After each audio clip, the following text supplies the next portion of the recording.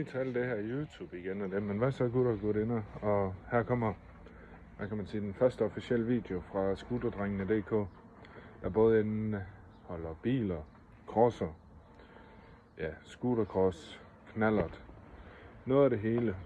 Og ja, jeg glæder mig til at se, hvad den her kanal bliver til. Jeg har høje forventninger af det, og håber det er noget, I vil kunne komme til at lide.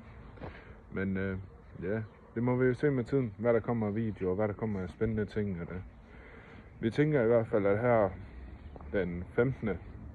det vil sige her på tirsdag, der laver vi en kørevlog til KGI i Esbjerg, hvor der skal ned og hente dele til både en Gilera Stalker, der er ved at blive bygget vandkølet og det hele, med en, nu skal jeg huske, en AG MC2 motor og det hele.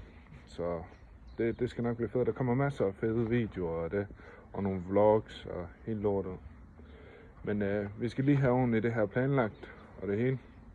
Men håber det her, det er noget I kunne synes var fedt at se og følge med i.